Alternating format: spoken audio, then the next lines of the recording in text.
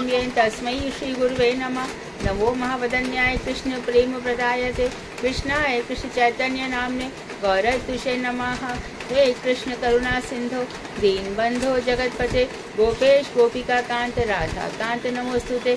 तप्त कांचन गौरांगी राधे वृंदावनेश्वरी वृषभानुसुते देवी प्रणमामि हरिप्रिये। तवैवास्मि ना जीवामि त्वया विना इति विज्ञाय राधे त्वं नय मां चरणान्तिके।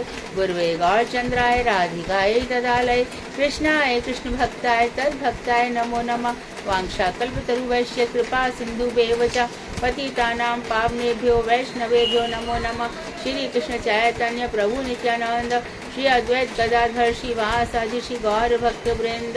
हरे कृष्ण कृष्ण कृष्ण हरे हरे हरे राम राम राम हरे हरे। मैं सर्वप्रथम मध्य गुरु पद्म परमाराध्यतम नित्य प्रविष्ट ओम विष्णुपाद अष्टोत्तर शतश्री भक्ति वेदांत श्री नारायण गोसाई महाराज।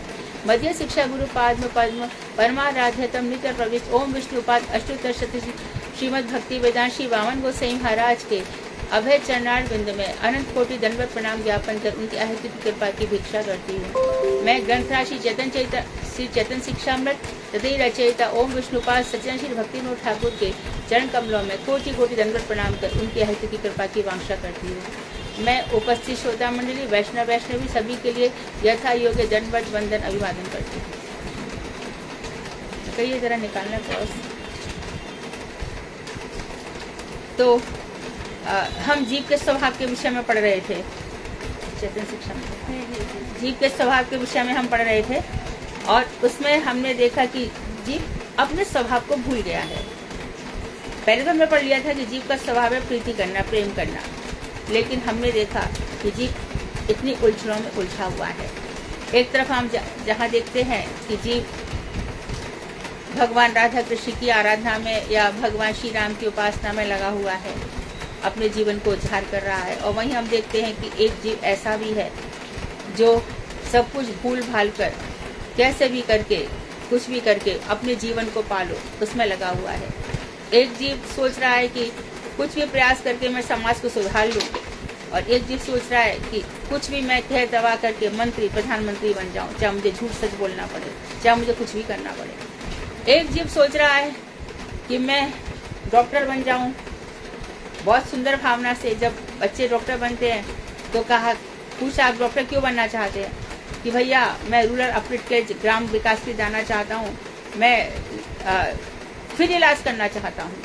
लेकिन उसका माया जाल ऐसा हो जाता है कि हमारे गुरु वर्ग कहते हैं कि डॉक्टर से बड़े लुटेरे कोई नहीं है। तो इस तरह से जीव पहले शरीर के सुख के लिए मुझे ये मिल जाए, इंद्रियों के सुख के लिए धीरे धीरे अरे ये सब तो मुझे नहीं चाहिए, शादी हो नहीं हो बच्चे हो नहीं हो, लेकिन मेरे को पद चाहिए, प्रतिष्ठा चाहिए, संसार के लोग मुझे जानने चाहिए, ऐसे सब हो जाता है। इतने बीच बीच में बहुत सारी राजनीति हो जाती है। मानो कोई सर्विस सेक्टर है, यहाँ पे मेरा आदमी आना चाहिए, यहाँ मेरा आदमी आना चाहिए। तो इस तरह से सारा संसार उलझनों में पड़ा हुआ है। यही भगवान की माया है। हम सब कहीं ना कहीं इस चीजों से टच होते हैं। देखो सबके बच्चे पढ़ने जाते हैं, वो भी इन चीजों का शिकार होते हैं। देखो उसके साथ पार्शलिटी हो रही है, वो ट्यूशन लेता है, इसके बाद फिर डॉक्टर के पास जाते हैं, देखो वहाँ पे उनको तो जल्दी बुला लिया, हम खड़े रह गए, वहाँ पे पैसे, ये सब चीजें सब जगह उलझन में पड़ी हुई है। भगवान का इनसे कोई लेना देना नहीं है, कुछ भी उनको बिल्कुल भी मतलब नहीं है, क्योंकि वो ये कहते हैं मेरा अवतार, तुम कह रहे हो कि ठीक है, मैंने गीता में कहा है कि धर्म संस्थापनार्थाय संभवामि युगे युगे परित्राण साधुनां विनाशाय च दुष्कृतां। दुष्टों के विनाश के लिए, साधु रक्षा के लिए मैं जन्म लेता हूँ, धर्म की संस्थापना के लिए। लेकिन मेरा विशेष रूप से जन्म होता है कि जब मेरे भक्त पैदा हो जाते हैं तो उनको मेरी लीलाओं में रसास्वादन करना है, उनका इन चीजों में मन नहीं लगता। अभी देखो बहुत ही गहराई की बात है, ध्यान से सुनना। हम अपना भजन कर रहे हैं, ठीक है, भजन करते करते हम सिद्ध कमला कुछ मंडल जित कुंडले कलित ललित बनमाल जय जय देव हरे, है ना, हम राधा जी का ध्यान करते हैं। और फिर ध्यान करते करते फिर दशावतार, हमारे ठाकुर जी के 10 अवतार हैं। अरे हमने सुना है कि नरसिंह देव सारे कष्टों को दूर कर देते हैं, श्री नरसिंहा जय, तो हमारा माला का अपराध हो जाता है। हम उसी से माला पे, जो हमारी माधुर्य रस की माला थी, वहाँ पर ये हमारी स्वार्थ पूर्ति वाली माला आ जाती है। हमसे कहा जाता है तुमको ऐसे कष्ट आ रहा है तो उंगलियों पर जपो, माला पे नहीं। बहुत लोग जानते भी नहीं इस चीज को, आश्चर्य की बात है। अपने भजन पे वो भजन नहीं करना चाहिए, कभी भी नहीं। वो भजन तभी सिद्ध माला होती है। वो एक 3 कौड़ी बाबा थे, जब वो भजन करते थे ना तो उनकी माला से दूर दूर तक किरणें जाती थी, इतना भजन का प्रभाव है। तो किसी को ये लाइन चली जाती है, वो अपनी गुरु परंपरा में एकदम सिद्ध होने लगता है कि मुझे ऐसे ही प्राप्त करना है। मैं समझ गया संसार में सुख दुख मरना जीना ये सब चलता ही रहेगा, सुख दुख हानि लाभ जीवन मरण यश अपयश विधि हाथ, ये चलते रहेंगे। हमारे रोग से रोक सकता है कोई? हम चाहे ये नहीं मरे, हम चाहे ये मर जाए, नहीं होता, ऐसा कुछ भी नहीं होता। हमारी चाह से कुछ भी नहीं होता है। तो कोई मन की इच्छा से जीता है, कोई शरीर की इच्छा से जीता है। तो जीव के विभिन्न स्वभाव हैं, इसलिए भक्त परेशान नहीं होते। वो जानते हैं ये सतोगुणी है, तमोगुणी है, रजोगुणी है, अपने स्वभाव से बद्ध है, ये बद्ध जीव है।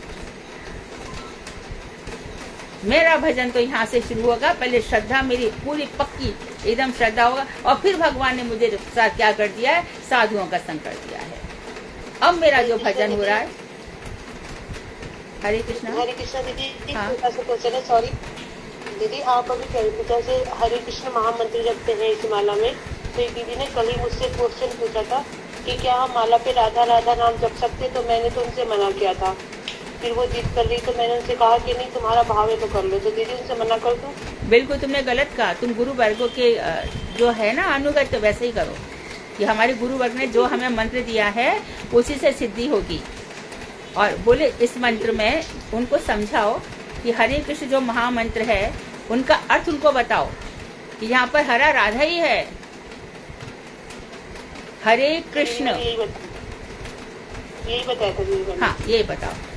और भी सुनो, जैसे सीता है तो सीता को सीते कहते हैं, यमुना को यमुने कहते हैं, इसी प्रकार राधा को राधे कहते हैं। लेकिन यहाँ पर थोड़ा सा छुपा के नाम दिया है हरा, जिसने भगवान कृष्ण के चित्त को आकर्षित कर लिया है। इसके लिए हम उनको जो राधा है उनको हम हरे कहते हैं। और फिर वही बात हम हरे राम कहते हैं। तो यदि वो राधा राम करेंगी तो कैसे होगा? खाली राधा राधा करने से जो राधा के प्राणनाथ हैं वो कहीं छूट जाएंगे। और राधा को बिना शक्तिमान से अलग जो करेंगे, सरस्वती प्रभुपाद कहते हैं जो राधा और कृष्ण को अलग करता है वो पिशाच है।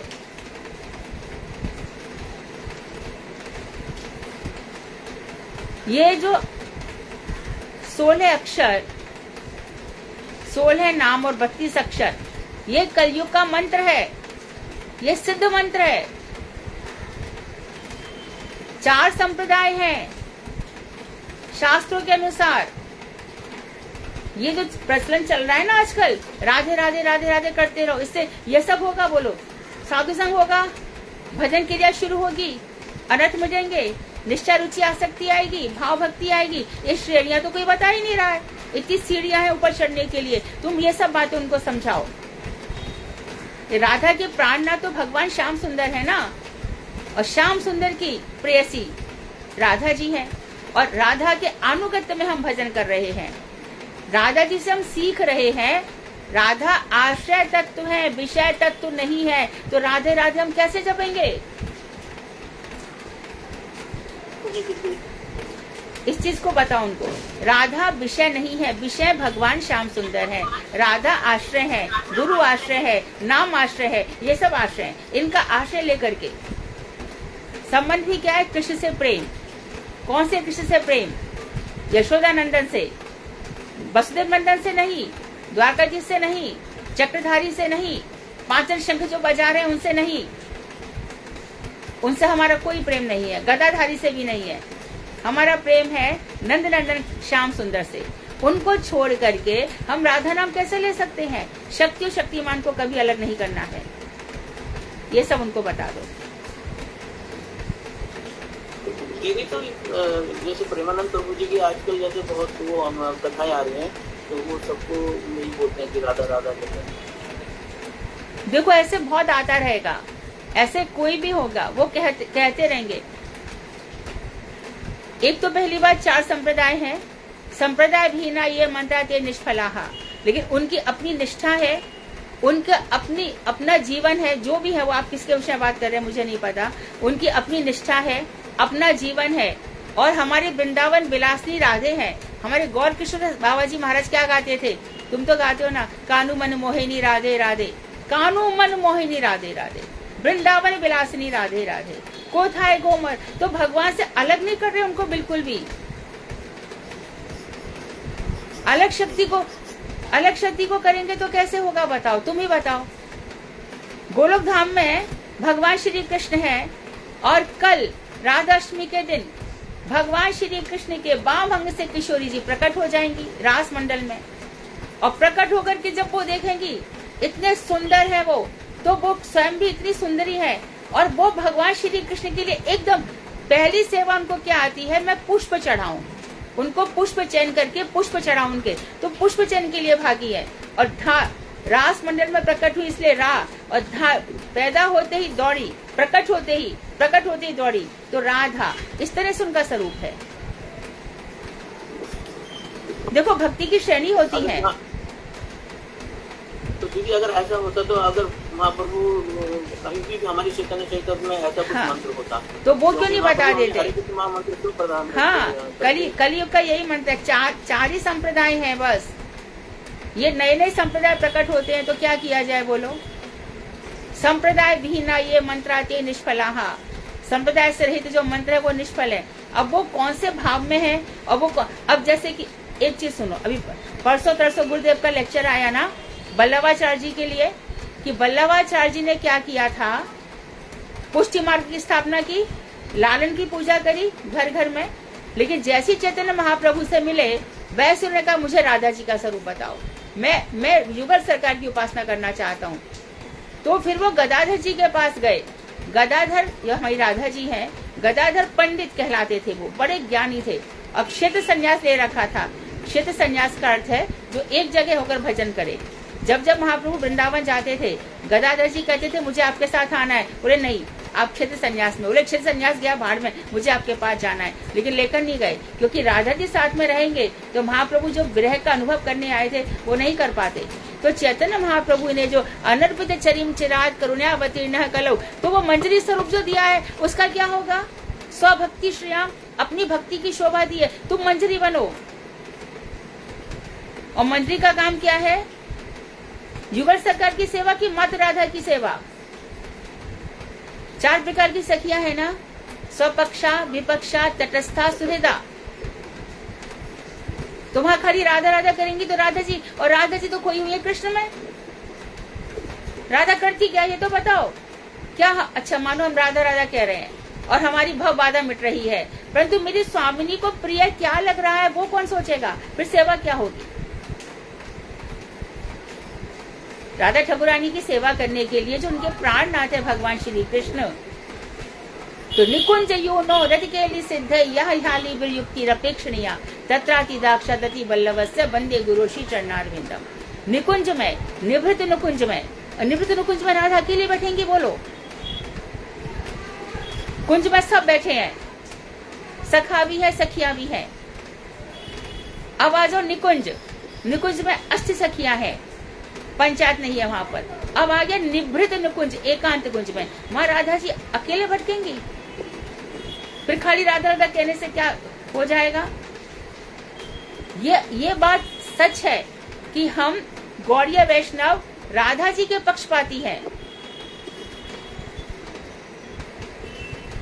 आमी तो सदा राधा पक्षपाती न देख बेटा के, मैं सदा राधा जी का ही पक्ष लूंगा। तो जो इतनी सारी लीलाएं रची गई, दोनों प्रिया प्रियतम मिलते हैं, तो अभी देखो ललिता जी हैं। यदि हम खाली राधा राधा कहेंगे तो ललिता जी का क्या करोगे बोलो, अष्टसखियों का क्या करोगे।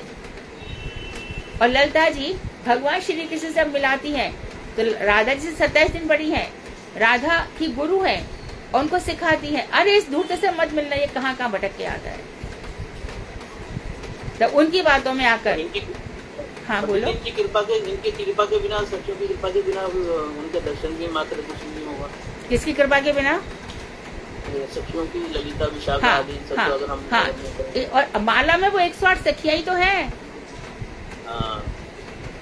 माला में सखिया ही है। तो ये सब बात जो तत्व की बातें है ना, जब तक हम लोग नहीं सुनेंगे, नहीं सीखेंगे, तो अभी कोई भी चीज ऐसे चल जाती है, पर उसके पीछे जो इतना सब कुछ हमारे रूप गोस्वामी, सनातन गोस्वामी और श्रीमद् भागवत में जो लिखा है, उसका क्या होगा? रास मंडल खाली राधा जी से हो जाएगा रास? फिर वेणु वादन का क्या हुआ? बंशी किसके लिए बजी? राधा कहाँ से आई? फिर जावट गांव का क्या होगा, जहाँ पर वो ब्याही गई है? आज भी जावट गांव है। माँ उनकी सास जटिला कुटिला है। कितना उनका मन हो रहा है कि मैं कृष्ण से कैसे मिलूं। दोनों जटिला कुटिला बैठ करके सलाह मनाती हैं। जटिला कहती है कि ये देखो, यशोदा के घर जाती है, दुर्वासा ऋषि से इसको वरदान मिल गया है, ये अमृत हस्ता हो गई है। वहां जाकर के इतना प्रसाद सामग्री बनाती है। यशोदा यहाँ की मेहर है, महारानी है और बुलवा लेती है, लेकिन वहां जाकर के ये श्री कृष्ण की बातों में आ जाती है। हमारी बहू को तो बहुत सती साध्वी होना चाहिए। कल से हम यशोदा के घर पे नहीं भेजेंगे, बनाना है तो प्रसाद यहाँ से मंगवाए। ये सब लीलाओं का क्या होगा? राधा जी 1 मिनट नहीं जी पाती कृष्ण के बिना। तो जो कृष्ण को दिन रात ढूंढ रही है, हम अपने स्वार्थ के लिए करते रहे राधे राधे राधे राधे। कौन सी राधे? वृषभानु नंदिनी राधे।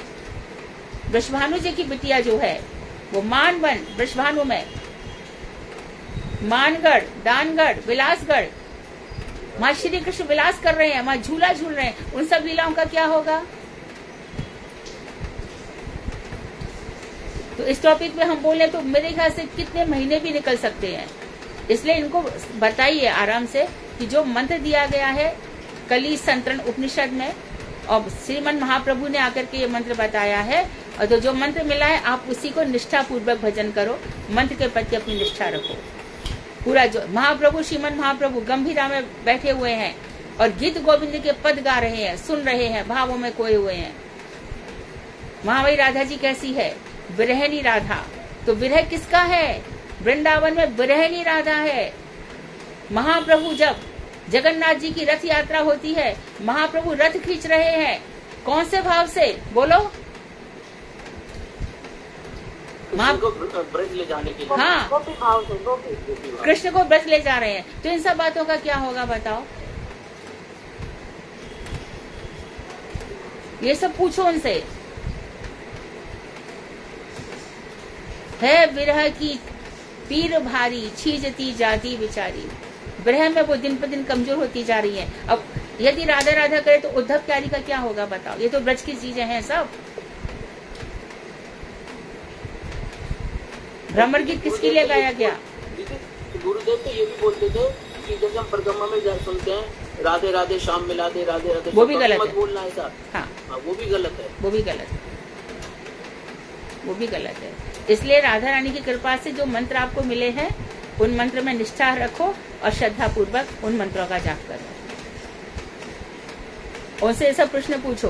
उद्धवकारी का क्या करोगी? जावड़गाम का क्या करोगी? कोकिलावन का क्या करोगी?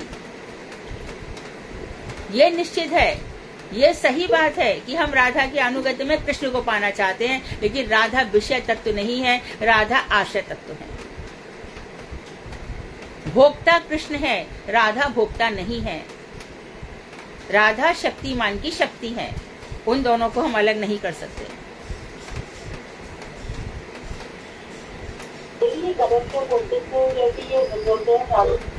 आवाज नहीं आई, ठीक से बोलो। राधे राधे श्याम मिला दे, जो ये गलत मतलब है, तो वो मतलब किसको लेते हैं गलत? राधे राधे श्याम मिला दे, यानी कि राधे को छोड़ दो, खाली तुम राधा हमारी नौकर हो, तुम मिला दो, श्याम मिला के तुम यहाँ से भाग लो। दीदी गुरुदेव कहते थे कि हम उनको आदेश दे रहे हैं। एग्जैक्टली, श्याम मिला दो, नहीं यानी कि तुम हमको बस मतलब हमारी नौकरी बजाओ, मिला दो, तुम यहाँ से हट लो। इसलिए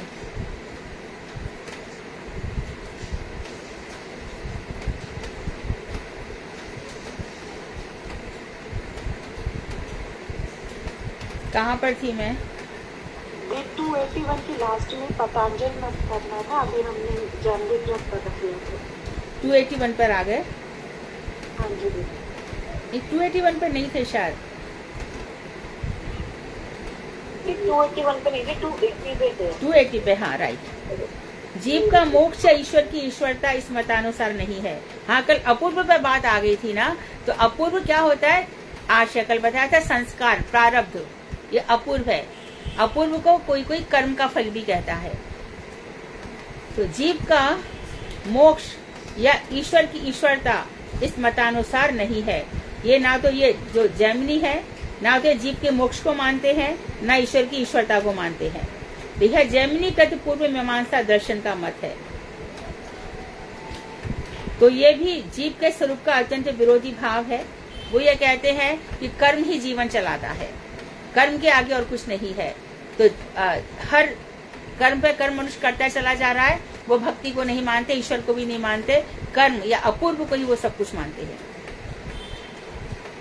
जीव का नैष्कर्म और अपरिज्ञात अवस्थान रूप ईश्वरत्व पहले क्रिया योग द्वारा विस्तार प्राप्त करता है और उदय काल में वैराग्य योग द्वारा प्राप्त होता है। यह पतंजलि का मत है। पतंजलि ऋषि क्या कहते हैं कि जीव का नैष्कर्म, धीरे धीरे जीव कर्म से रहित हो जाता है, कर्म से उसकी रुचि हट जाती है और अपरिज्ञात अवस्था रूप, तो वो एक अपरिज्ञात केवल अवस्था में पहुंच जाता है, अर्थात धर्म कर्म इत्यादि सब छूट जाते हैं, केवल अवस्था में आ जाता है और फिर वहां पर इस क्रिया योग द्वारा विस्तार प्राप्त करता है। पहले क्रिया योग द्वारा विस्तार प्राप्त करता है और उदय काल में वैराग्य योग द्वारा प्राप्त होता है। अर्थात पहले क्रिया करता है, क्रिया करते करते फिर वो नैष्कर्म हो जाता है,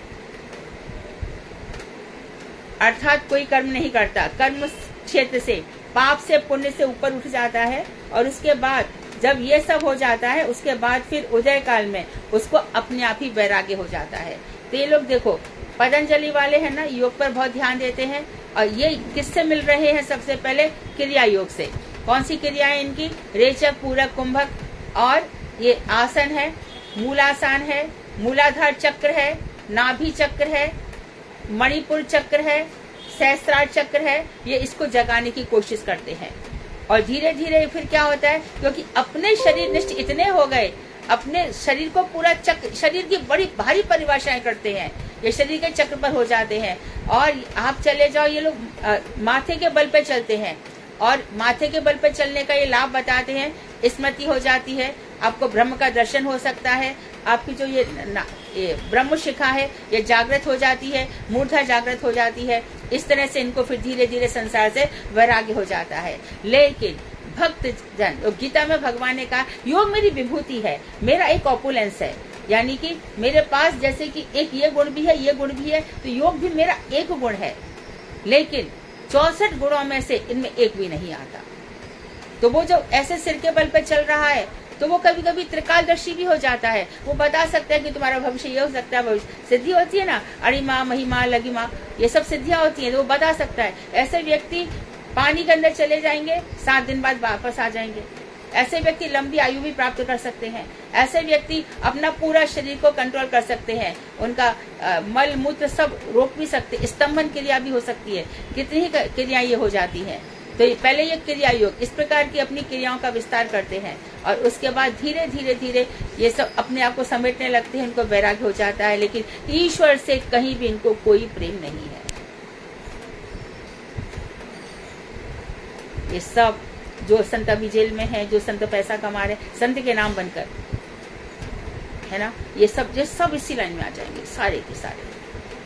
पतंजलि के योग है, बहुत सारे योगी। अब योगी योग सिखाते सिखाते आप मेडिसिन भी सिखाते हो, योग सिखाते सिखाते आप इतना कमा, अभी हम चैरिटी करेंगे, हमारा इनकम टैक्स जमा कर दो, कितना ये सब कितना बखेड़ा है।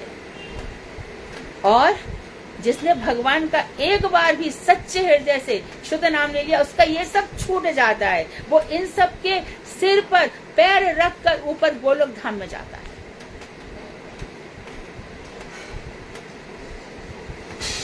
जो महामंत्र का जप कर रहा है। भीड़ तो बहुत होती है, भीड़ की बात छोड़ दो, फॉलोअर्स लाखों क्या करोड़ों क्या अरबों भी हो सकते हैं, लेकिन मंत्र सिद्धि तो हमारी अकेले की साधना है। ये भूमि साधना भूमि है, ये हमारा काल साधना काल है। और हमें साधना करनी है युगल मंत्र की। इसी से भगवान से प्रेम होता है। इस मंत्र का बड़ा प्रभाव है। शुरू में धीरे धीरे क्या होगा, अभी तो इतना ही हो रहा है कि चलो संसार फीका लग रहा है। अच्छा, जब इतनी क्रिया शुरू हो ही गई तो आगे की क्रिया शुरू क्यों नहीं होगी? वो भी होगी।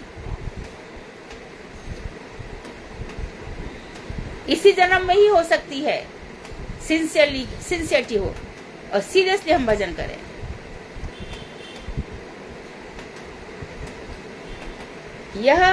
यह पातंजल मत है। यह मत जीव का सर्व विरोधी मत है। यह भी जीव का, जो भगवान श्री कृष्ण का नित्य दास है और भगवान से प्रेम करना, यह भी उसका विरोधी है। ऐसा पहले ही कहा जा चुका है। अब आगे गौतम जो न्याय वाले हैं, गौतम द्वारा रचित न्याय शास्त्र और कणाद द्वारा रचित वैशेषिक शास्त्र, इन दोनों में परमाणु आदि की तरह जीव और ईश्वर की नित्यता स्वीकार की गई है। तो बोलते हैं कि इसी प्रकार से जीव भी नित्य है, ईश्वर भी नित्य है, जैसे कि परमाणु कभी मरता ही नहीं है। अर्थात प्रलय हो जाएगी पर परमाणु एक जरूर रहेगा और फिर परमाणु से परमाणु मिलेंगे। फिर हम वो सब पढ़ते हैं केमिस्ट्री में, इस परमाणु से ये परमाणु मिला तो ये बन जाएगा, ये से ये बन जाएगा, इस तरह से बन जाएगा। इसी परमाणुओं के बन पर फिर कल भी बताया था, उन लोग परमाणु बम बना देते हैं, है ना, परमाणु का प्रयोग कर करके, एटम्स, आर्टिकल्स, ये सब। किंतु उसमें जीव का चित्तत्व स्वीकार नहीं किया गया है।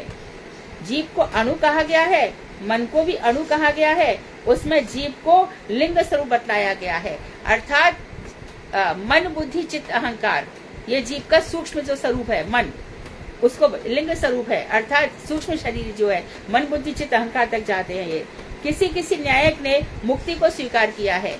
इसमें से कोई न्याय कहता है कि मन, बुद्धि, चित्त, अहंकार से भी ऊपर क्या है, लिंग शरीर, सूक्ष्म लिंग शरीर से ये क्या है, वहां पर सर्व मुक्ति है। पर यह मुक्ति भी ब्रह्म सायुज मुक्ति की तरह जीव का सर्वनाश विशेष है। बोले मुक्त हो जाओ तुम, और यह मुक्ति भी जैसे कि ब्रह्म सायुज होता है। ब्रह्म सायुज में सर्वनाश क्यों कहा गया? क्योंकि मैंने अपने को ब्रह्म समझ लिया। अब ब्रह्म समझ के मेरा होगा क्या? किसकी सेवा करूं? मैं तो ब्रह्म हूं। अरे होगा कोई कृष्ण, मैं ब्रह्म हूं। जैसे कि रावण ने कहा, वो ब्रह्म की शक्ति को चुराने गए थे सीता जी को। राधा जी के ऊपर इतना सा भी कुछ आ जाएगा तो कृष्ण सहन कर पाएंगे? और राधा कृष्ण के विरह में कुछ रह पाएंगी? तो ये लोग इस तरह से करते हैं। स्थूल शरीर, सूक्ष्म शरीर को सब कुछ मान लेते हैं। तो मुक्ति में सर्वनाश क्यों हो जाता है? मैंने समझ लिया कि मैं ब्रह्म हूं। अरे 3 चीजें रहनी चाहिए भाई, पहले भी बता दिया। आश्रय रहे, विषय रहे और वस्तु रहे। आश्रय राधा जी हैं, विषय कृष्ण है और वस्तु है प्रेम। आश्रय का विषय से कितना अधिक प्रेम है। उनके विरह में वो जी नहीं पाती, मूर्छित हो जाती हैं। रूप गोस्वामी ने ग्रंथ लिखा उद्धव संदेश। उद्धव जाके कहो, कृष्ण से जाकर बताओ। हरे कृष्णा दीदी, हाँ। एक बार जैसे आप पहले विषय और अभी आपने बताया विषय, आश्रय और वस्तु, लेकिन जब जैव धर्म पढ़ाया तब आप वस्तु कहते थे एकमात्र श्री कृष्ण ही है। बिल्कुल, यहाँ पर हम उसकी बात कर रहे हैं, गुण की बात। यहाँ पदार्थ बहुत है, वस्तु भी बहुत है। वहाँ पर ये बात सही है कि वास्तव वस्तु एक ही है, श्री कृष्ण, है ना, लेकिन हम उनके अंश हैं। वो वस्तु सिद्धि बोलते हैं ना कि कृष्ण। हाँ, वस्तु सिद्धि, बिल्कुल। पहले स्वरूप सिद्धि होगी और उसके बाद वस्तु सिद्धि होगी। ठीक है। तो जीव का जो गुण है वो क्या है? प्रेम। तो ये पदार्थ शब्द तो मैं वो भी बता रही थी, वो बात रह गई। वल्लभाचार्य जी गए थे राधा जी के पास, ठीक है, और राधा जी के पास जाकर के उन्होंने क्या किया था, सिर पे जूड़ा बनाना शुरू कर दिया था। आज भी देखो कितने लोग यहाँ जूड़ा बनाते हैं और फूल माला पहन लेते हैं गोपी भाव से, और ये सब कानों में सब गोपी भाव में रहते हैं। ऐसे वल्लभाचार्य जी भी रहने लगे थे। लेकिन सबने कहा, वल्लभाचार्य जी आपने ये क्या किया? आपने सबको तो लालन का ये सिखाया हुआ है और आप सब राधा भाव में डूबे हो। बाद में अंत में उन्होंने संन्यास लेना चाहा।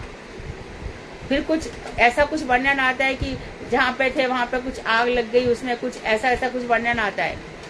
इसके बाद उनके जो पुत्र थे बठलाधीश जी, वो तो सीधा गदाधर जी के पास गए और गदाधर जी के पास जाकर के बठलाधीश से सबसे पहले उन्होंने गीत गोविंद की व्याख्या करी। तब इन लोगों ने कहा, जय जय, ये क्या किया आपने, हमारे संप्रदाय को ही नष्ट कर दोगे क्या? तो आज तक भी वो अहमदाबाद की लाइब्रेरी में रखी है, लेकिन पब्लिकेशन नहीं किया जा रहा उसका, कि धर्म मिट ना जाए, उसकी रक्षा हो। इतना सशक्त है ये गौड़िया वैष्णव धर्म, बहुत सशक्त है। एक एक वस्तु देखो कैसे खुल रही है। तो यह मुक्ति भी ब्रह्म सायुज्य मुक्ति की तरह। तो ब्रह्म सायुज्य में ब्रह्म के समान आयु, तो कौन सेवक है, कौन सेव्य है और क्या सेवा है, यह पता ही नहीं चलेगा। श्री शंकराचार्य ने वेदांत का जो भाष्य लिखा है उसमें भी जीव को अनित्य बतलाया है। और एक गलती शंकराचार्य जी कर गए, जिसमें जीव का जीवत्व नहीं रहेगा। अरे भगवान कह रहे जीव कभी मरता ही नहीं है, भगवान भी जीव को मार नहीं सकते, आत्मा अजर अमर है, इसकी गति होती है। और गति दुर्गति जो होती है वो शरीर दिए जाते हैं दुर्गति के लिए। अभी हनुमान जी है, हनुमान जी को कितना भी कहो तुम राधे राधे जपो, हनुमान जी कहेंगे नहीं बोला जाता, मेरे हृदय में तो राम सीता है। उनकी वही है, वो किम पुरुष वर्ष में रहेंगे और वहां पर इस तरह से भजन करेंगे। ध्रुव लोक में उनको कितना भी बोलो नंद नंदन श्याम सुंदर की उपासना करो, बोले नहीं, ओम नमो भगवते वासुदेवाय, ठीक है मैं खुश हूं बहुत इससे।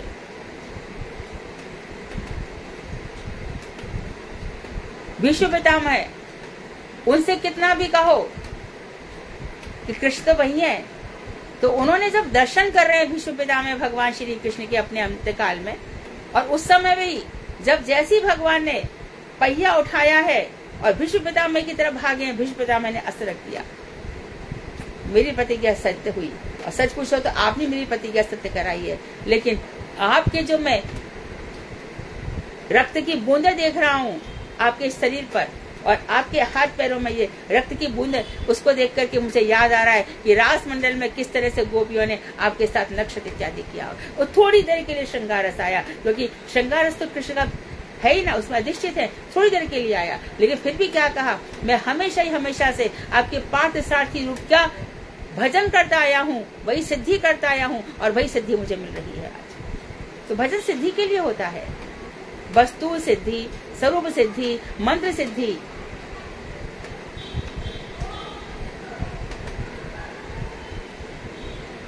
तो मूल वेदांत शास्त्र में यथार्थ मंगलकारी शास्त्र है। तो बोलते हैं वहां पे जो जीव को अनित्य बताया, जीव हमेशा से ही था, तीन चीज हमेशा से ही है, ध्यान रख ले, भगवान, जीव और कर्म। कर्म भी पहले बता दिया अनादि है, आज तक हम कर्म का भोग ही करते चले आ रहे हैं। इस शास्त्र के मूल वेदांत शास्त्र यथार्थ मंगलकारी है।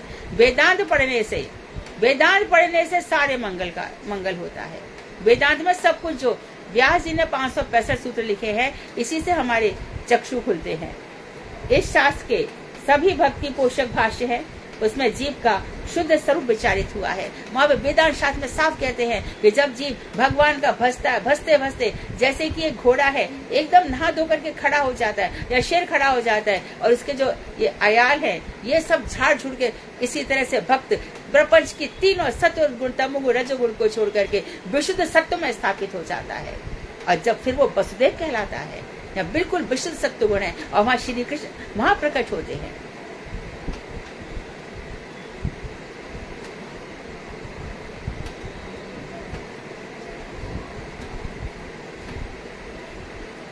पूर्वोक्त मत समूही जीव का स्वरूप विरोधी मत है, ये सभी मत परित्यज्य हैं। तो हमने जितने भी ये सारे मत बताए, ये सब छोड़ देने चाहिए, इनमें से कोई भी मत को नहीं मानना चाहिए। तो शर दर्शन, चारवाक दर्शन और अरस्तु के दर्शन, सुकरात के दर्शन, और कौन कौन सी ये फिलोसफी बताई, इतने सारे मत मतांतर चल गए हैं, इनको एक भी मत मानो। तो जो भी चार संप्रदाय से रहित है, अथवा भागवत और रामायण और रामचरितमानस में जो नहीं कहा गया, वो सब नहीं मानना चाहिए। वो सब मानना ही नहीं चाहिए। तो फिर ये सब स्वधर्म नहीं है, तो ये बताइए कि स्वधर्म क्या है, जीव का अपना धर्म क्या है? तो उन्होंने कहा भैया भक्ति ही जीव का स्वधर्म है। स्वधर्म स्वरूप विरोध अनुभव प्राप्त करना नितांत आवश्यक है। तो स्वधर्म स्वरूप अपने धर्म का पहले विरोध तो पता चल जाए, यह जानकारी आ जाएगी, अब हम अपने धर्म में स्थापित होंगे। जब तक कई बार हम ये सब नहीं सुन लेते, नेगेटिव पॉइंट्स भी नहीं, इसको कहते हैं दूरदर्शिता। कोई व्यक्ति हमारे सामने ये भी कह के आ सकता है, ये भी कह के आ सकता है। अब जैसे कि अभी बात हुई राधा जी की, यदि हम अपने मत में एस्टेब्लिश है तो हम समझ जाएंगे नहीं, हमें ऐसे नहीं ऐसे करना है। हमें मंत्र मिले हैं, मेरी राधा जी कृष्ण के बिना नहीं रह सकती, इससे हम दोनों की भजेंगे। राधा जी मेरी आश्रय हैं, भक्ति का मैंने आश्रय ले रखा है, सारे भावों ने राधा जी का आश्रय ले रखा है। यावत आश्रय वृत्ति है राधा जी, महाभाव ने उनका आश्रय ले रखा है, मोदन मादन भाव ने उनका आश्रय ले रखा है, रूढ़ अधिरूढ़ भाव ने उनका आश्रय ले रखा है, किंचित भाव ने उनका आश्रय ले रखा है, जहाँ 7 भाव एक साथ प्रकट हो जाते हैं। तो उन्हीं के आश्रय में, तो उनके आश्रय में क्या होगा, हमारे भाव जागेंगे। ये भाव किसके लिए जाग रहे हैं? जहाँ पर खुद श्याम सुंदर वंशी वदन रस, और क्या कह रहे, देखो क्या कह रहे, प्रार्थना क्या है? श्याम सुंदर शिखंड शेखर स्मेर हास मुरली मनोहर राधिका रसिक माम कृपा निधे स्वप्रिया चरण किंकरी कुरु। अपनी प्रियाजू के चरणों की किंकरी बना दो मुझे। प्रार्थना किससे हुई है? श्याम सुंदर शिखंड शेखर, मोर का पंख जिनके सिर पर है। रसिक, तो रसिक श्री कृष्ण की पहचान कब होगी? जो श्रुति वेद मंत्र बता रहे हैं, रसोई वैसा, वो जो श्री कृष्ण है वो रस स्वरूप है। यदि रस स्वरूप नहीं मानोगे तो वो ब्रह्म वाला कृष्ण आ जाएगा, और वही श्री कृष्ण इनके लिए, योगियों के लिए परमात्मा बन के आ जाएगा। कृष्ण का कृष्णत्व तो कहाँ रह जाएगा? बंशी भी छूट जाएगी, चक्र इत्यादि छूट जाएंगे, बात गीता की भी करेंगे, परंतु योगी लोग क्या करेंगे? वो सुपर सोल है, हम सोल है। भक्ति ही हम सबकी रक्षा कर सकती है। तो विरोध अनुभव प्राप्त करना नितांत आवश्यक है। भगवत अनुगत्य, भगवान के अनुगत्य में, भगवत निष्ठा, भगवत रुचि, भगवत आसक्ति, भगवत अनुराग,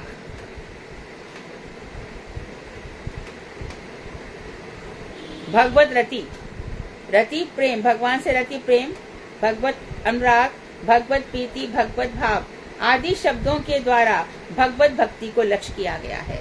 बोलते चाहे भगवत रति कहो, चाहे भगवत प्रीति कहो, चाहे भगवत अनुराग कहो, चाहे भगवत भाव कहो, अथवा भगवत निष्ठा कहो। तो निष्ठा से लेकर के, रुचि से लेकर के आसक्ति तक, भाव तक, प्रेम तक, प्रीति तक, ये सब और भाव, ये सभी भगवत भक्ति को लक्ष्य करते हैं।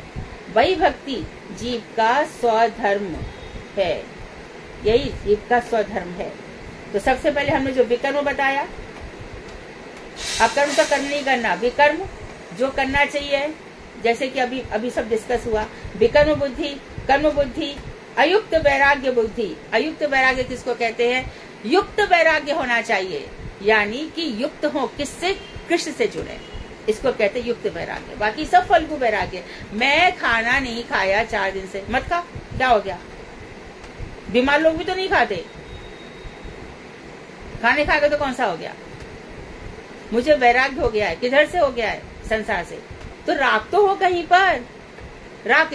युक्त वैराग्य का क्या अर्थ है? भगवान श्री कृष्ण से इतना प्रेम हो गया कि संसार से वैराग्य हो गया, इसको युक्त वैराग्य कहते हैं।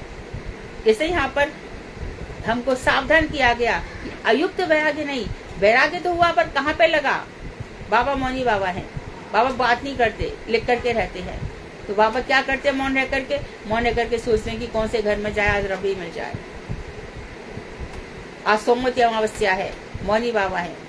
मेरे घर में आते थे मौनी बाबा, है ना, अक्सर आते थे अमावस्या के दिन। और आकर के आज बाबा के, मेरी दादी बड़ी प्रसन्न होती थी, माँ सब प्रसन्न होकर के, और स्लेट पेंसिल लाते थे, और वहां पर आज मैं ये खाऊंगा। अरे उसकी एक जगह बोल दो ना, हरे कृष्ण बोल दो ना, आप भी इधर जाओगे, हम भी इधर जाएंगे। ये कैसा मौन है? मौन तो उसको कहते हैं जिसने संसारी प्रपंच को छोड़ दिया, जिसने मैं और मेरा छोड़ दिया, उसको मौन कहते हैं। संसार में रह करके हम भगवान का भजन कर रहे हैं और संसार छूट गया लेकिन भजन खूब चल रहा, यही मौन अवस्था है। तो विकर्म बुद्धि, कर्म बुद्धि, अयुक्त वैराग्य जो भगवान में नहीं लगा है, और अशुद्ध ज्ञान, ये सभी जीव के स्वरूप विरोधी भाव हैं। पहले इन सभी विषयों की आलोचना की गई है, अतएव उसके अनुसार स्वधर्म विरोध अनुभव प्राप्त करना ही श्रेयस्कर है। तो ये समझ लेना चाहिए जो हमने बताया। भक्ति विनोद ठाकुर कह रहे हैं कि ये चीजें जो मैंने सब बताई वो बार बार सुननी चाहिए, समझनी चाहिए। फलस्वरूप विरोध अनुभव भी प्राप्त करना नितांत आवश्यक है।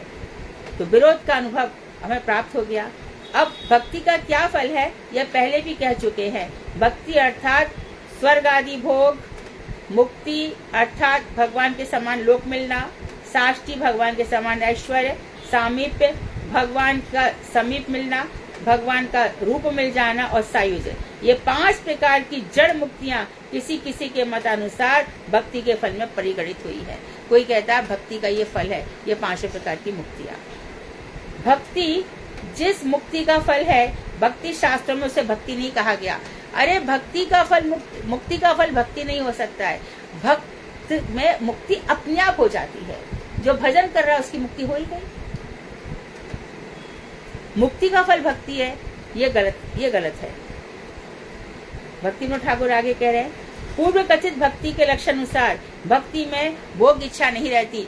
तो दिए मानव न घृणन्ति, मैं भक्तों को मुक्ति देना चाहता हूँ, वो लेते ही नहीं है, उनकी इच्छा ही नहीं होती है। ये भक्ति के लक्षण है। भुक्ति भक्ति नहीं, भुक्ति मतलब भोग, संसार का भोग।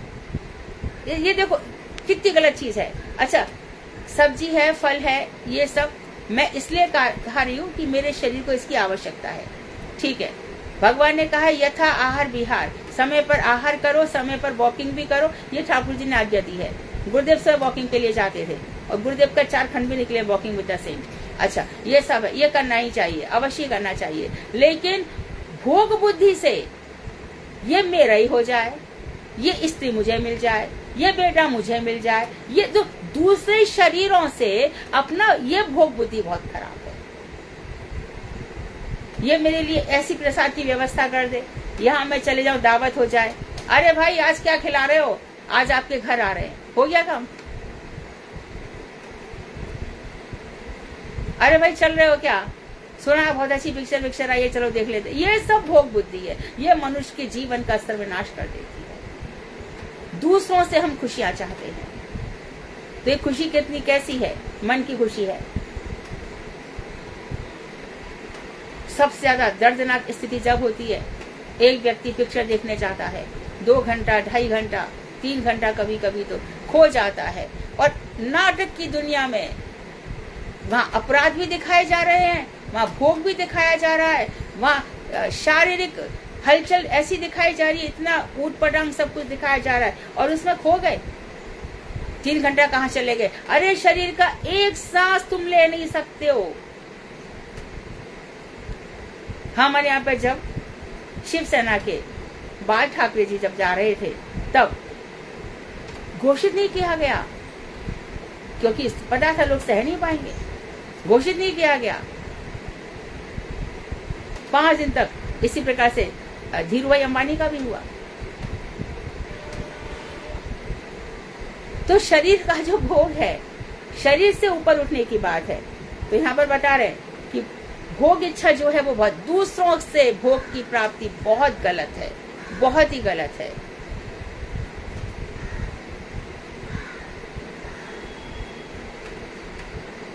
इतना मेरे को इतना हृदय विदारक है। एक पिता था, तो मैं खुद है ना, हमारे भी घर गृहस्थी हम भी सुन लेते हैं कभी कभी। तो हम बैठे थे, तो वहाँ पर एक पिता, रिश्तेदार है हमारे, बहुत करीबी रिश्तेदार है, तो कह रहे थे भाई मैंने अपने को घर में इतना इम्पोर्टेंट बना दिया है, अपने घर में अपने को इतना इम्पोर्टेंट बना दिया है कि कल मेरा बच्चा ये नहीं सोचेगा कि साला बुढ़ा कम मरेगा, ये तो सोचेगा कि अरे इनकी मुझे बहुत आवश्यकता है। मैंने अपने को घर में इतना इम्पोर्टेंट बना दिया। देखो कैसी भोग बुद्धि है।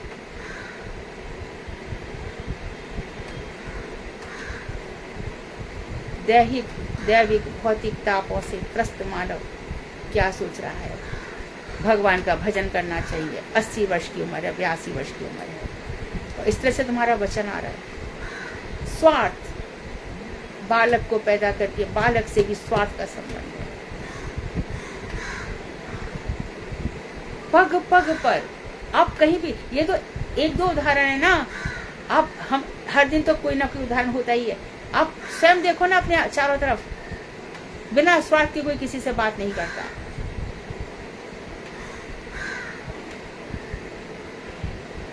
तो ये 5 प्रकार की जड़ मुक्तियां भक्ति के फल मानी गई हैं, जो कि गलत है। भक्ति जिस भक्ति का फल है, भक्ति शास्त्र में उसे भी भक्ति नहीं कहा गया। और कोई कहते भैया उनके इतनी भक्ति है, बड़ी भारी, उनके यहाँ भजन बहुत, भक्ति बहुत अच्छी हुई, भजन ही कहते, भक्ति बहुत, अरे बड़ी कृपा है भगवान की, बड़ी कृपा है भगवान की। तुलसीदास जी क्या कह रहे हैं? डारा सुत लक्ष्मी पापी के भी होए, और संत समागम हरि कथा यह दुर्लभ है। तो बड़ी कृपा है भगवान की। अमरीश महाराज छोड़ छाड़ के आ गए सब, और जहां पर ठाकुर जी बैठे हैं स्वयं पांडवों के पास, वहां सब छुड़वा रखा है। अपना ही भांजा अभिमन्यु, उसको नहीं बचाया। सूर्य को कंट्रोल तो कर लिया जयद्रथ के समय में, और परीक्षित जो गर्भ में है, उत्तरा के गर्भ में चले गए और अपने अभिमन्यु को जरा भी नहीं बचा सके। सुभद्रा जो उनकी इतनी लाडली बहन थी,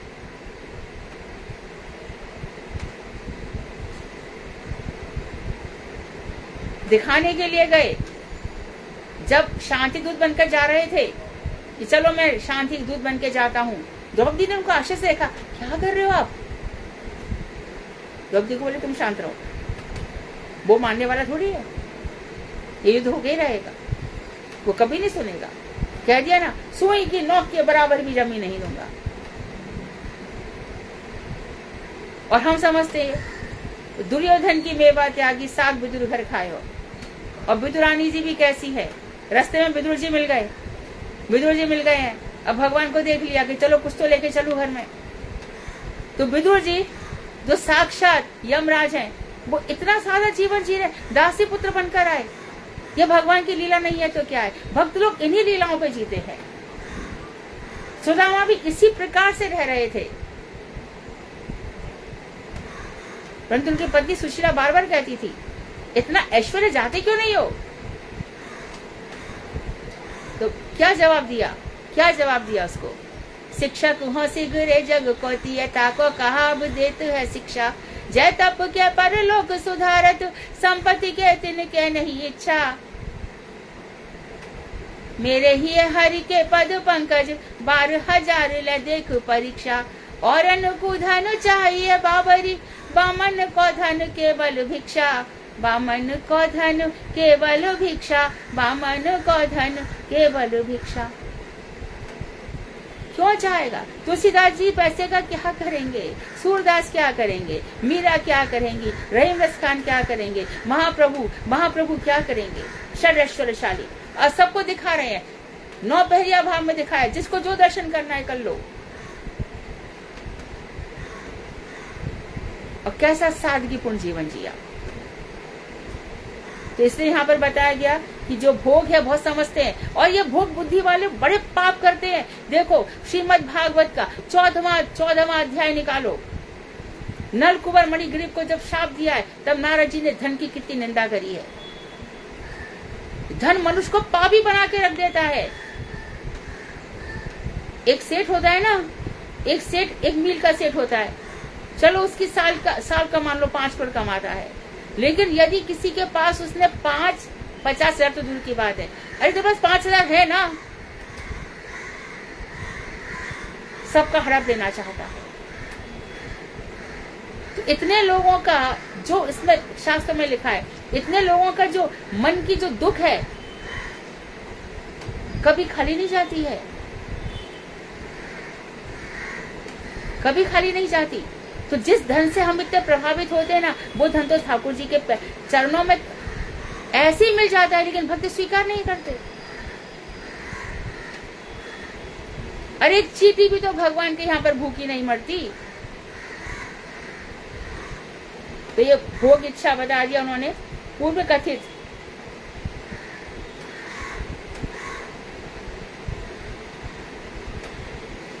तो भुक्ति मतलब भोग। भक्ति शास्त्रों में भक्ति को भोग नहीं कहा गया।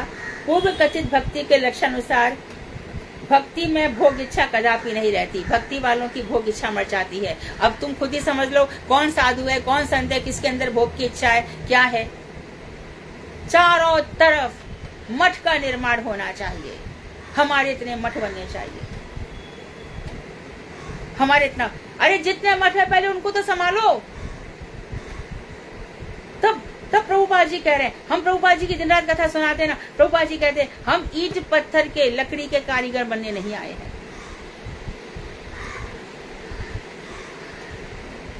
इसलिए भाई इतना भजन करो, इतना भजन करो, और ये मस्तक वहीं झुकेगा जहां पर प्रभुपाद की धारा चली आ रही है।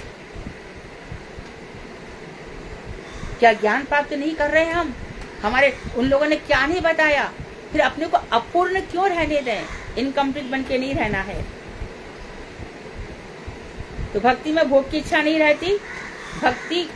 भक्ति कर्म का फल है, भक्ति का नहीं। जो भोग है, जिसने बहुत कोई कर्म कर आया उसको भोग मिल रहा है। जैसे कि एक छोटी सी बात सुनो, भागवत की कथा है। राजा नृक वो गिरगिट बने, वो सब अंत में क्या हुआ कि उनको भगवान के दर्शन हुए। इसने ऐसा क्या किया था कि भगवान के दर्शन हुए? किसी जन्म में इसने श्रीमद् भागवत किसी मंदिर में दे दी थी। ये भागवत का फल है। और कभी स्वर्ग उठाए, कभी नरक डुबाए, ये माया देवी। कोई कुछ कर लेता है तो स्वर्ग के सुख, और जैसी सब चेक भुन गया, सब खत्म, सारा पैसा हजम, खत्म, कुछ नहीं। अतएव भक्ति कर्म का फल है, भक्ति का नहीं। भक्ति को छोड़ करके और दूसरे प्रकार के साधनों में कोई फल नहीं होता। भक्ति को छोड़ करके भक्ति साधन है, भक्ति फल है। अतएव कर्म यदि अपने अविष्ट फल प्राप्त करने के लिए भक्ति का वर्ण करें तो भक्ति उस फल को छोड़कर स्थानांतरित हो जाती है। कर्म यदि सोचे कि हमें भक्ति मिल जाए, कर्म से भक्ति नहीं मिल सकती, और वो भक्ति का वर्ण करें तो भक्ति उस फल को लेकर के कहीं और चली जाती है, कहीं रहती ही नहीं है। और देखो और भी कहा, अब इसको और समझ लो। अब वेदांत बता देती हूँ मैं, सुन लो। वेदांत कह रहा है कि जो भक्त हो गया, मानो इसी जन्म में हो गया, अरे कुछ तो उसका जन्म हुआ है, तो कुछ तो उसके पाप बचे होंगे। हाँ बचे हैं। अरे कुछ पुण्य भी तो किए होंगे। हाँ किए हैं। उनका क्या हुआ? जैसे मतलब स्थान ट्रांसफर हो जाती है। तो क्या करते हैं? ठाकुर जी ने स्वयं व्यास जी ने सूत्र बनाए, व्यास जी का अवतार लेकर के। तो ठाकुर जी कह रहे हैं कि भक्त के सारे पाप भक्त के निंदक के पास चले जाते हैं। तो पुण्य कहाँ जाते हैं? पुण्य उसके, यदि संतान नहीं है तो शिष्यों के पास चले जाते हैं। तो कभी कभी देखो, हम नाम लेकर के बोलते हैं, गंगेशानंद जी रमणेती में बड़ी भारी साधना करते थे, बड़ी भारी साधना करते थे, लेकिन जीवन भर बहुत सादगीपूर्ण जीवन रहा। लेकिन उनका जो इतना सारा आज एक इतना धन राशि है, वो किसको मिली? शरणानंद जी को।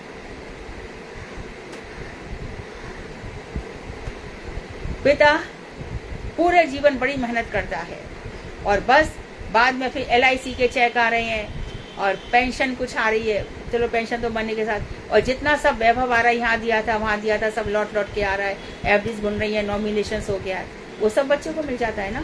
इसी प्रकार से भक्त के जो संतान नहीं है तो शिष्य उस धन का भोग करते हैं। यदि शिष्य खुद भजन करेगा तो उस धन को छुएगा नहीं। जैसे और सुनो, जैसे मेरे पिता का धन है, पिता छोड़ गए, तो मेरे पिता ने जीते जी कभी भी गलत काम नहीं किया, तो इस धन का मैं दुरुपयोग अपने जीते जी नहीं होने दूंगा।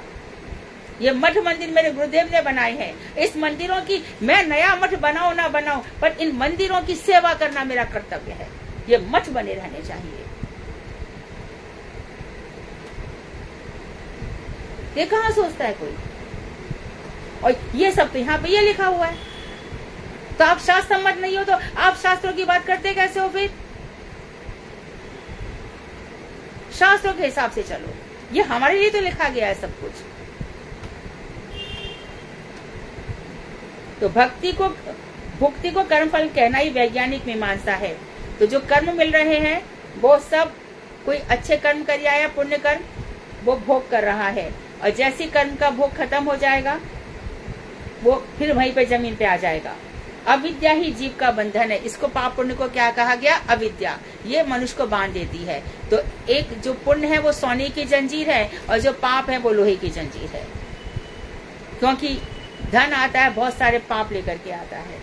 शुद्ध ज्ञान के उदय होने पर अविद्या दूर हो जाती है और जीव स्वस्वरूप को प्राप्त कर जाता है। फिर अविद्या दूर हो जाती है और फिर जीव आत्मधर्म में प्रतिष्ठित हो जाता है। जीव स्वरूप है नित्य कृष्णदास। अतएव मुक्ति ज्ञान का फल है, भक्ति का नहीं। ज्ञान का फल है मुक्ति, कुछ प्राप्त कर लिया। भक्ति का फल मुक्ति नहीं है। सालोक्य, साष्टी, सामीप और सारूप्य ये सेवा उपयोगी अवस्था विशेष है। तो यदि भक्त को ये सब मिलता है तो वो क्या करेगा? अमरीश महाराज की तरह ऐश्वर्य मिल गया तो भगवान में लगा देगा। जो कुछ भी मिल जाएगा वो सब भगवान के लिए अर्पण कर देगा। सब कुछ, अपने पास कुछ भी नहीं रखेगा। अपने तो सीधी सादी बात है, खाली हाथ आए हैं, खाली हाथ जाएंगे। क्षण भंगुर जीवन की कलिका, प्रात समय खिली न खिली। रट ले हरिनाम रसना, अंत समय हिली नहीं। तो ये आज का है। अब भक्ति ही भक्ति का फल है। सोमवार को ये वाले जो प्रश्न उत्तर है बहुत ध्यान से बनाए। बहुत सारी बातें हैं क्योंकि हमारे जीवन से संबंधित हैं। प्रश्न ऐसे बनाए जाएं जिससे कि जब रिवीजन, एक तरह से प्रश्न क्या रिवीजन है, हमारे हृदय में अंकित हो जाए हर बात, जिससे ये हमारे जीवन को चैनलाइज करें और हमारा जीवन सफल हो। उसके बाद हम पढ़ेंगे भक्ति ही भक्ति का फल है। भक्ति ही भक्ति का फल है। तो भक्ति का फल भक्ति ही होता है। भोग नहीं, मोक्ष नहीं, कर्म नहीं, ये सब समाप्त हो जाते हैं। वांछा कल्पतरुभ्यश्च कृपा सिन्धुभ्येव च पतितानां पावनेभ्यो वैष्णवेभ्यो।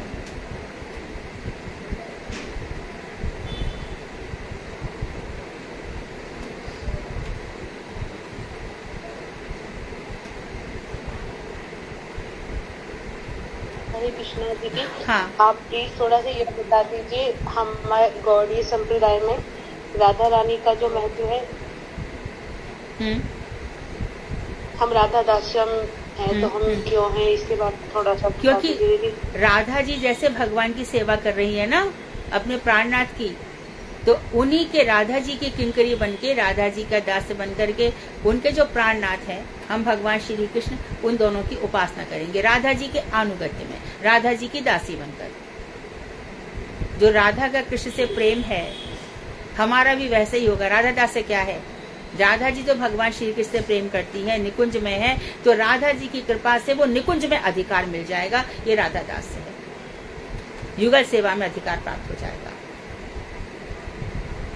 राधा दास का अर्थ समझ लीजिए, राधा जी की अनुगत्य में, राधा जी की दासी बनकर हम ऐसा सेवा करें कि हमें भगवान श्री कृष्ण और राधा जी के जो निकुंज है वहां पर सेवा का अधिकार मिले। मोर यही अभिलाष विलास कुंजे दियो वास, नए नए हेरि सदा युगल रूप राशि।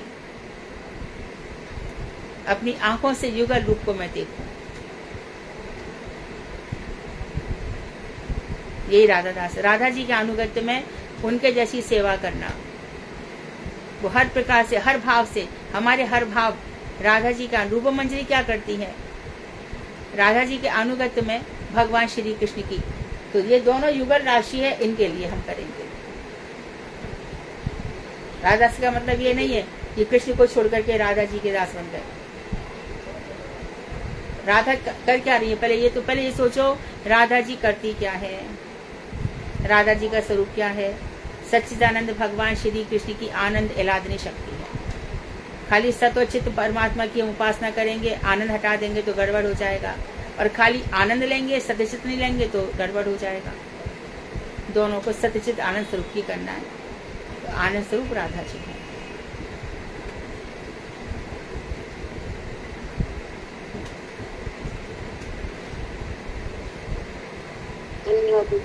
हाँ।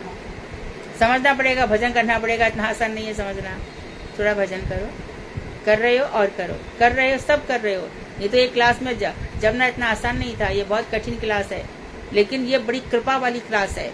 बहुत कृपा हुई है भगवान की। आप लोग इतना सब सुन रहे हैं, कहाँ ये सब पढ़ने को मिलता है? नहीं मिलता। सारा वेदांत उपनिषद सब कुछ डाल दिया, और अपनी अनुभूतियां भी डाल दी हैं इसमें। परंतु मैं ये सबसे निवेदन करूंगी कि और भजन करो, और भजन।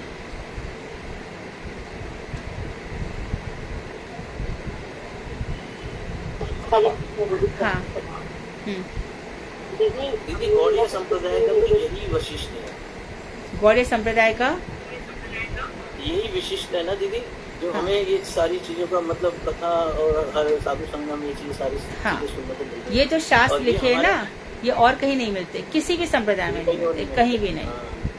और दीदी ये चीजें हमें भजन में बताते हैं कि बैसाखी का काम करते हैं। हाँ। तत्व जो है जो हमें इधर उधर दिखाने नहीं देते। देखने, हाँ बिल्कुल, कोई हमें देखने नहीं आगे देते। भ्रमित नहीं कर सकता, भाई तुम ये करो तुम ऐसा करो, क्या हाँ, अपने पद से विचलित नहीं होने देते। सही है। कोई और भी कुछ बोल रहा था? देखिए एक प्रश्न था मेरा हाँ। कि जैसे ये कहते जो मंजरी भाव है, तो बोलते हैं कि जो मंजरियां हैं वो स्वतंत्र रूप से राधा और कृष्ण जी के की सेवा करती हैं, क्योंकि वो छोटी हैं, कन्या हैं, तो उनकी सेवा किसी भी प्रकार से कर सकती हैं। और ये भी मैंने सुना है कि जो आनंद राधा जी को प्राप्त होता है कृष्ण के मिलन में, तो वही आनंद उनको स्वतः प्राप्त होता है, उनके हृदय में उदित होता है। तो जो राधा जी के जो ऐसे भाव हैं, जैसे अभिरूढ़ भाव कुछ है, जो मादन भाव है, तो वो सिर्फ राधा जी ही उनकी स्वामिनी है, राधा जी के हृदय में ही वो होते हैं। तो क्या वो भाव मंजरियों के मन में भी उदित होते हैं, जब राधा जी वो भाव उन भावों में होती है? राधा जी के अंदर जो भाव उदित हो रहे हैं, वो मंजरियों में कैसे उदित होंगे? क्या वो स्वतंत्र रूप से कृष्ण से मिलती हैं कभी? नहीं दीदी, किंतु ऐसा ही किसी लेकिन राधा जी को जो आनंद प्राप्त होता है, उस आनंद की अनुभूति उनके अंदर होती है, लेकिन भाव तो राधा जी के हृदय में ही उठेंगे। ये क्योंकि वो कृष्ण से मिलना चाहती है। कोई भी मंजरी भगवान श्री कृष्ण से स्वतंत्र रूप से मिलना ही नहीं चाहती। इसके लिए उनके अंदर रूढ़ अधिरूढ़ मोदन मादन भाव। राधा जी को जो कृष्ण से आनंद मिल रहा है, वो सब आनंद मंजरियों को मिलेगा। और राधा जी के अनुगत्य में ये सब चीज की अनुभूति कर सकती है, लेकिन स्वतंत्र रूप से इनमें उदय नहीं हो सकते। वो बस राधा जी का ही है। उज्ज्वल नीलमणि पढ़ोगी, वहां पे स्पष्ट रूप से लिखा हुआ है। मंत्री प्रकरण है, सखी प्रकरण है, राधा प्रकरण है, वहां पे ये सब भाव राधा जी के ही, रूढ़ अधिरूढ़ इन सब भावों में मंजरियों का जाएंगे नहीं, क्योंकि वो कृष्ण मिलना ही नहीं चाहती।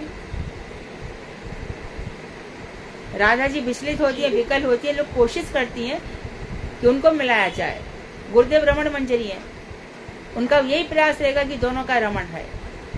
तो भगवान श्री कृष्ण चले जाते हैं, चंद्रावली के पास चले जाते हैं, यहाँ वहां चले जाते हैं, तो पकड़ के लाती है। उषा चौधरी ठाकुर की एक पुस्तक पढ़ी है तुमने, चमत्कार चंद्रिका? हाँ, उसको पतली सी बुक हमारे मठ से ही निकली है, मैंने अनुवाद किया था उसका। और प्रेम संपुट पढ़ो, ये तुम चीजें और स्पष्ट होंगी, बहुत अच्छे से होंगी। पतली किताब है, या तो डाउनलोड करके कंप्यूटर पे पढ़ लो या खरीद के पढ़ लो। ये सब है। ये कहते हैं ना कि कृष्ण जी तो मिलना चाहते हैं मंजरियों से, लेकिन मंजरियां मना कर देती हैं, वो स्वतंत्र रूप से नहीं मिलती हैं। बिल्कुल, वो पैरों में पड़ेंगे तो भी ये नहीं मिलेंगे। हाँ जी। कृष्ण मंजरियों से मिलना नहीं चाहते हैं। कृष्ण चाहते हैं, कृष्ण सारी दुनिया से मिलना चाहते हैं, लेकिन मंजरियां राधा दास्य में रहती हैं, राधा जी के भाव में वो स्वतंत्र रूप से नहीं मिलती। मंजी तो आकर के यदि ऐसी भी सेवा करती है कि कृष्ण मिलना चाहे तो ललिता जी कहती दरवाजे पे खड़े हो जाना, उसको घुसने मत देना। तो उत्कलिका वल्लरी में पढ़ा था या मैंने या संकल्प पल्लवी में पढ़ा था, मुझे याद नहीं आ रहा है कि ऐसा उत्कलिका वल्लरी में ही है कि ऐसा राधिका जी कब दिन होगा जब भगवान श्री कृष्ण आपसे मिलने के लिए प्रार्थना कर रहे होंगे और मैं दरवाजे पर खड़े होकर उनको रोक रही होंगी और वो मेरे पैरों पर गिर रहे होंगे कि मुझे मिलने दें।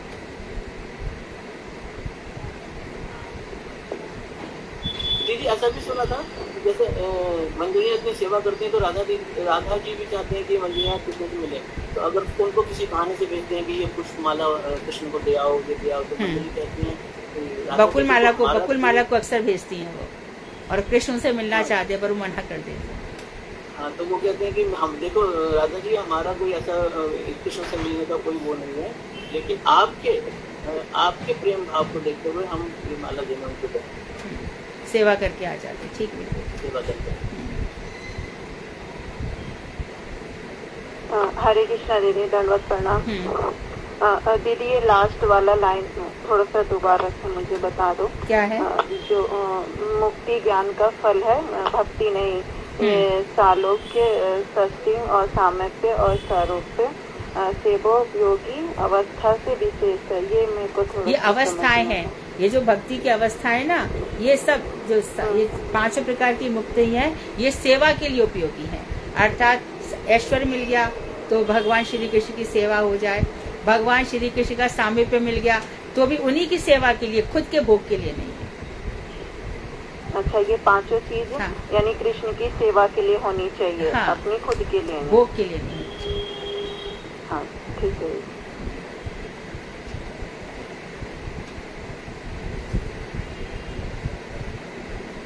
कीर्तन आज तो कुछ राधा जी का सुनाइए।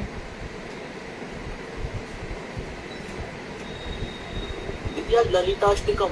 अच्छा, ललिताष्टकम, चलो ठीक है। और ललिता सप्तमी है, ये भी चलेगा। हाँ, गाओ।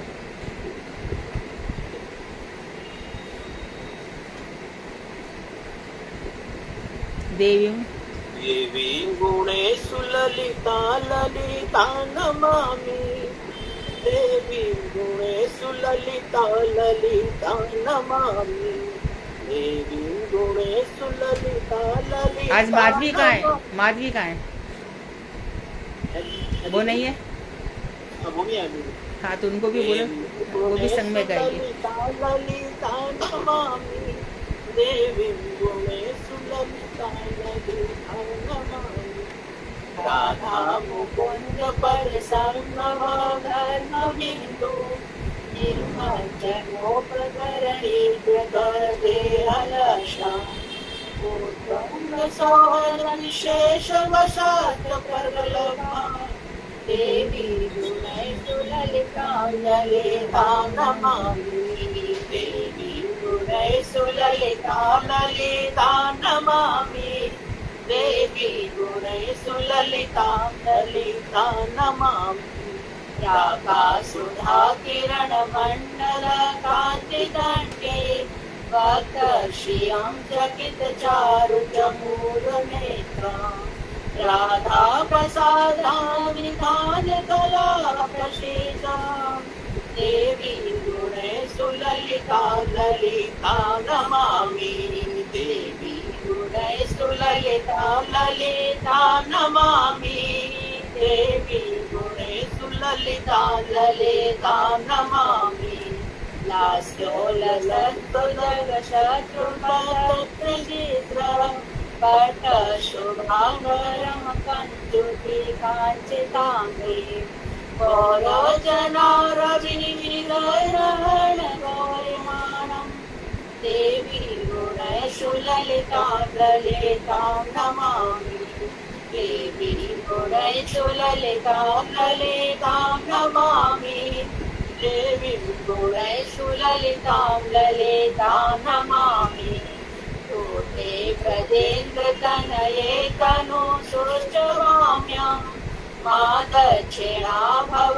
कलङ्किनी लाभवाय, राधे गिरं शृणुयामि शयन्ति, देवी गुणेषु ललितां ललितां नमामि, देवी गुणेषु गुणेषु ललिता ललिता नमामि देवी गुणेषु ललितां ललितां नमामि राधामपि व्रजपते कृतात्मात्मजेन कूटं मनागपि विलोक्य विलोलिताक्षी भागं भङ्गिविष्टमचिरेण विरचयन्ति देवी गुणेषु ललितां ललितां नमामि देवी गुणेषु ललिता ललितां नमामि देवी गुणेषु ललितां ललितां नमामि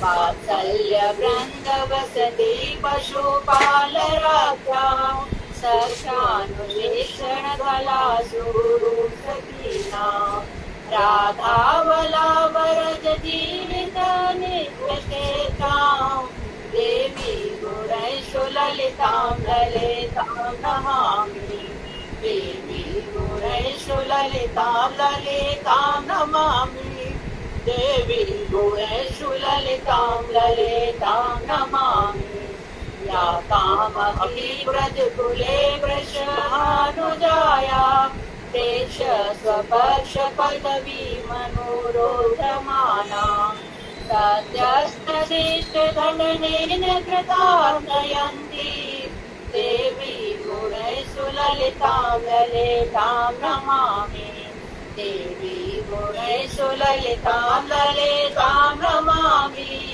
देवी गुणेषु ललितां नमामि राधा व्रजेन्द्र सुत संगगारंगचर्या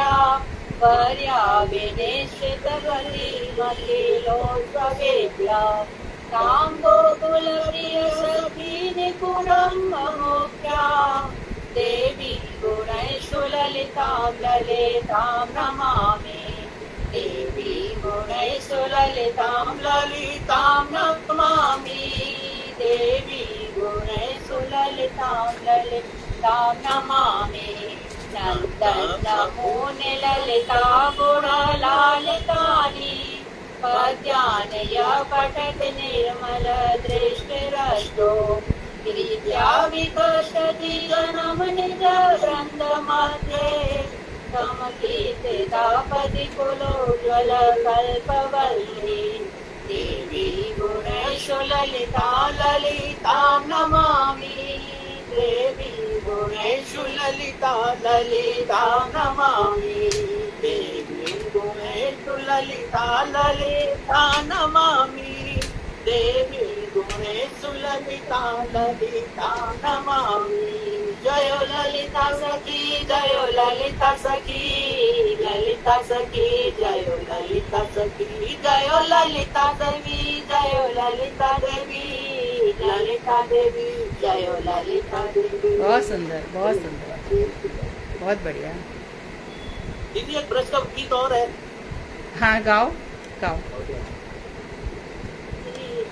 हर नंद के आए घराना हो तो ऐसा हो कृष्ण घर नंद के आए घराना हो तो ऐसा हो लोग दर्शन को चले आए सुहाना हो तो ऐसा हो दर्शन को चले आए सुहाना हो तो ऐसा हो बकासुर को मतल डाला पूतना जान से मारी बकासुर को मसल डाला पूतना जान से मारी कंस को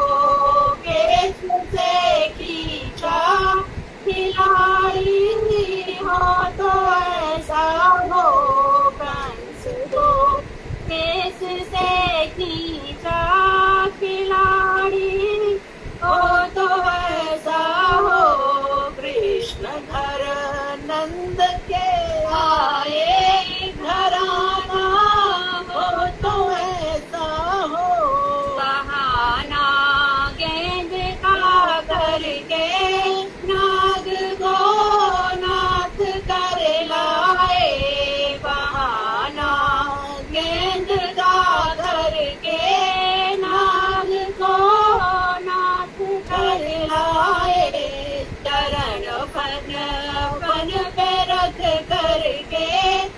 नचाना हो तो ऐसा हो, चरण फन फन पे रख करके नचाना हो तो ऐसा हो। कृष्ण घर नंद के आए घराना हो तो ऐसा हो, तीर जमुना के जा करके बजाई बांसुरी मोहन, चली घर छोड़ ब्रजधारी प्यारा हो तो ऐसा हो, चली घर छोड़ ब्रजधारी प्यारा हो तो ऐसा हो।